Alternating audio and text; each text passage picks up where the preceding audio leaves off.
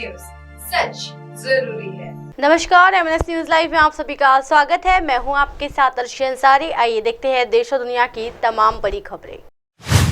अनुराग ठाकुर का सोनिया राहुल पर बड़ा हमला, बोले कांग्रेस संविधान को खत्म करना चाहती है। जी हां, केंद्रीय मंत्री अनुराग ठाकुर ने शुक्रवार को आरोप लगाया है कि कांग्रेस नेता राहुल गांधी और सोनिया गांधी ने कुछ लोगों को देश के संविधान को खत्म करने की अनुमति दे रखी है। उन्होंने कहा कि कुछ लोग देश में हो रहे विकास से खुश नहीं है, वह संविधान को खत्म करना चाहते हैं। राहुल गांधी और सोनिया गांधी ने इन लोगों को ऐसा करने की अनुमति दे रखी है। जी हाँ, संविधान में कहीं नहीं कहा गया है कि किसी को भी किसी भी धर्म पर का अपमान करने को अधिकार है। ठाकुर ने गुरुवार को भीलवाड़ा में के शहरपुर में ठाकुर ने जनसभा में कहा कि कांग्रेस को सनातन धर्म पर शर्म आती है, वो सनातन धर्म को खत्म करना चाहते हैं, वे हिंदुओं का अपमान करना चाहते हैं और वो संविधान को कुचलना चाहते हैं।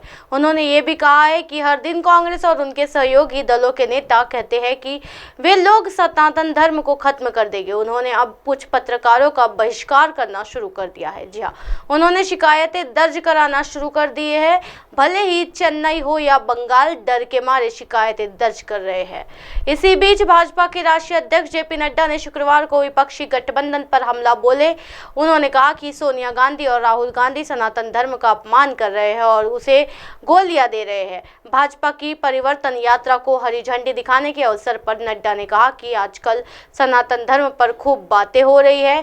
1 सितंबर को इंडी अलायंस ने मुंबई में बैठक की। 3 सितंबर को उनके मजबूत सहयोगी डीएमके चीफ के बेटे उदयनिधि स्टालिन ने सनातन धर्म का अपमान किया। अगले दिन 4 सितंबर को मल्लिकार्जुन खड़गे के बेटे प्रियंक खड़गे, जो कि कर्नाटक सरकार में मंत्री भी है, ने सनातन धर्म का अपमान किया। अब तक राहुल गांधी और सोनिया गांधी इस पर चुप है।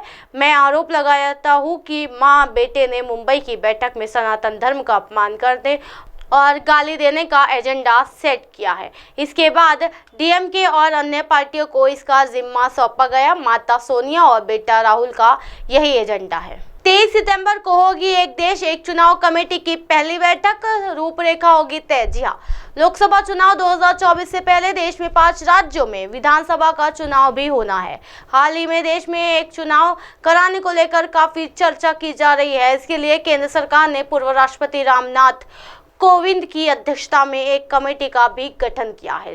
जी हाँ, जो एक साथ चुनाव कराने के लिए रूपरेखा तय करेगी। एक देश एक चुनाव समिति पर पूर्व राष्ट्रपति और समिति के अध्यक्ष रामनाथ कोविंद ने कहा कि पहली बैठक 23 सितंबर को होगी। पीएम मोदी ने कही थी वन नेशन वन इलेक्शन की बात। जी हाँ, 2016 में प्रधानमंत्री ने अपने भाषण में वन नेशन वन इलेक्शन की बात कही थी। 2017 में नीति आयोग ने अपने रिकमेंडेशन दी कि एक ही चुनाव होना चाहिए। 2018 में लोक कमीशन ने सुझाव दिया कि किस तरीके से लोकसभा विधानसभा का एक ही चुनाव हो सकता है। 2019 में फिर से रिकमेंडेशन दी गई और अब पूर्व राष्ट्रपति रामनाथ कोविंद में की अध्यक्षता में वन नेशन वन इलेक्शन के लिए कमेटी गठित कर दी गई है। इसी तरह की दिन भर की तमाम बड़ी खबरों से फिर कराओगे आपका रूबरू। तब तक देखते रहिए एमएनएस न्यूज नेटवर्क। मेरे साथ ये अर्शी अंसारी के साथ नमस्कार।